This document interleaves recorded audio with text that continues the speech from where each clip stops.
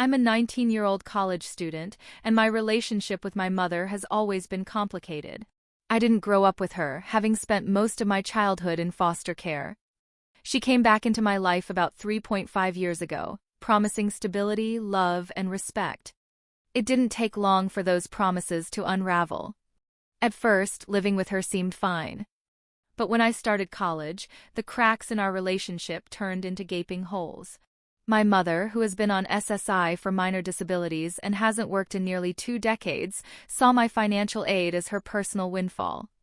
She manipulated me, lied about her finances to get extra public assistance, and demanded control over every cent I earned or received. Things went from bad to worse, leading to financial theft, emotional abuse, and even physical violence. By the time I found the courage to leave, I was completely drained, financially, emotionally, and mentally. But it wasn't until I had some time to rebuild my life that I realized I had a way to fight back against the years of manipulation and fraud. When I started college, I was determined to make something of myself. My whole life, I dreamed of studying art, but my mother convinced me that was a stupid choice.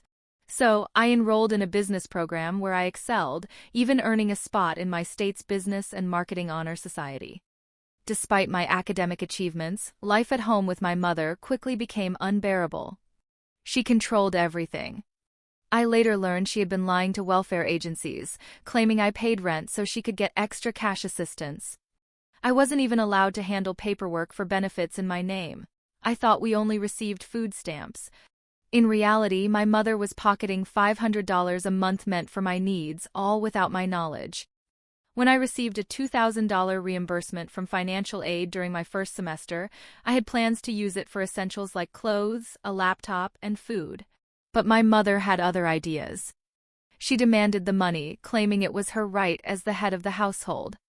Tired of her constant manipulation, I spent most of the money on myself and my boyfriend, buying new clothes, gifts for him, and a gaming system.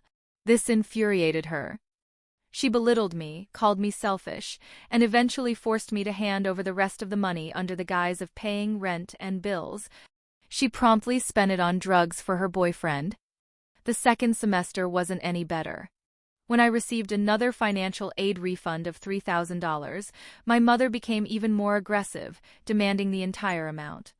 I refused to give her more than $350 and spent the rest on things I needed, like a new phone and prepaid plan, as well as a special anniversary celebration with my boyfriend. Her reaction was pure rage. Every time I came home, I was berated for being ungrateful and for daring to spend money on anyone but her. By March, everything came to a head. I needed my Medicaid card and birth certificate for a job assistance program. When I asked for them, my mother flew into a rage, accusing me of being disrespectful and rude. After half an hour of her yelling, I finally got the documents and left. That same day, I got a call from my caseworker, who informed me about the $500 in cash assistance that I was supposed to be receiving each month. I was stunned. I explained that I'd never seen a dime of it and didn't even know the account existed. My caseworker was horrified and advised me to change the PIN on the card immediately to stop my mother from accessing it. When I got home, I found my room torn apart. My clothes were everywhere, my old laptop was gone, and gifts from my boyfriend had been taken. My mother demanded the card back, screaming and throwing my belongings at me. When I refused, she escalated to physical violence, hitting me until I gave in and handed over the card. She withdrew $260 the next morning, leaving me with just $4 to my name. Someone must have called the cops because they showed up shortly after. But instead of helping, they sided with my mother, believing her claims that I was abusive and manipulative. Left with no other options, I packed a bag and left for good. My boyfriend took me to a shelter for young adults in abusive situations, where I finally found some peace. It wasn't easy. With no money, I survived on water and the occasional meal at my boyfriend's house. When the pandemic hit, I went a week without food before finally qualifying for food stamps under my own case. I had to withdraw from college to focus on my mental health, seeing my therapist weekly to deal with the trauma of my home life. While applying for my own public assistance, I realized I could report my mother for welfare fraud. She had spent years lying to government agencies, taking my money, and misusing food stamps to buy drugs. Fueled by anger and a newfound determination, I went to my state's website and filed a detailed report. I included everything. How she claimed rent from me to get extra cash assistance, how she used my Medicaid card without permission, and how she sold food stamps for cash. I even listed the time and location of the ATM withdrawal she made at 5 a.m. after forcing my PIN out of me. A few weeks later, I received a letter from the Department of Social Services, accidentally sent to my address instead of hers. It stated that her benefits had been terminated. She lost her public assistance, medical insurance, and food stamps, leaving her with nothing but her SSI. After filing the fraud report, I waited anxiously, not knowing what to expect. A few weeks later, the fallout hit. The Department of Social Services, DSS, acted swiftly. My mother's benefits were terminated across the board: public assistance, Medicaid, and food stamps. Her only remaining income was her SSI, which wasn't nearly enough to cover her lifestyle, let alone the drugs and reckless spending she'd indulged in for years. I found out about the decision through a misdirected letter sent to my address instead of hers. Reading it felt like vindication. All the years of manipulation, theft, and abuse had finally caught up with her. My therapist even congratulated me, calling the move brave and a step toward reclaiming control over my life. When my mother realized what had happened, the fallout in her household was instant. With her benefits gone, the cracks in her unstable life became full-on craters.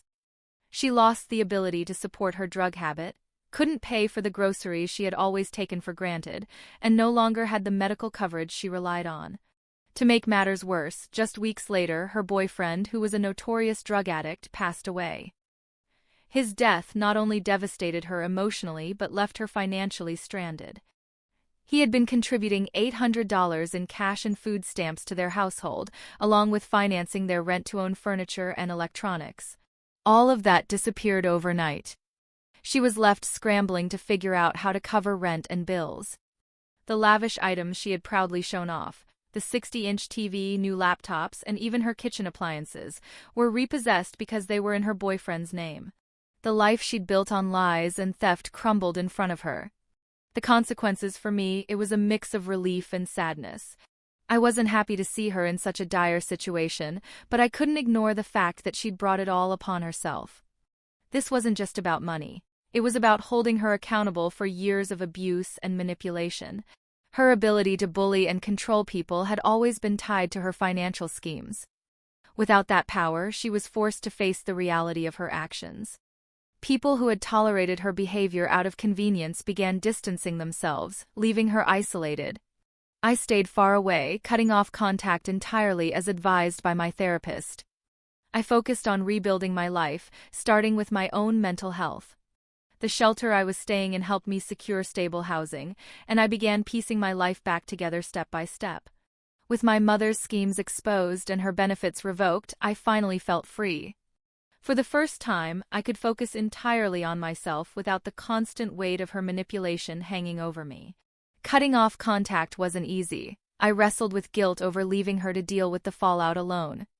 But my therapist reminded me that her situation was a result of her own choices, not mine. The days that followed were challenging, but they also brought a sense of peace I hadn't known before. I stayed in the shelter while sorting out my own food stamps and cash assistance, finally gaining control of the resources I should have had all along. Slowly, I started rebuilding my life. Although I mourned the loss of sentimental items, like the stuffed animals I'd kept since I was a child, I tried to focus on the positives. I was safe, independent, and free from the toxic environment that had drained me for years. My boyfriend remained supportive through it all, offering encouragement and stability when I needed it most. As for my mother, her life was in shambles. Without the financial safety net she had abused for years, she struggled to maintain the lifestyle she had built on lies. The loss of her boyfriend added another layer of chaos, leaving her alone to face the consequences of her actions. In a way, reporting her for fraud wasn't just about revenge. It was about standing up for myself and reclaiming my power. It reminded me that I deserved respect, stability, and a chance to live my life without fear or manipulation. Looking ahead, I'm focusing on healing and getting back to school when the time is right. My dream of studying art is still alive, and this time I'm determined to pursue it on my own terms.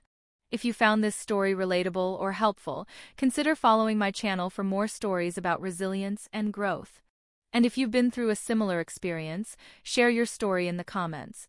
I'd love to hear how you've overcome your challenges.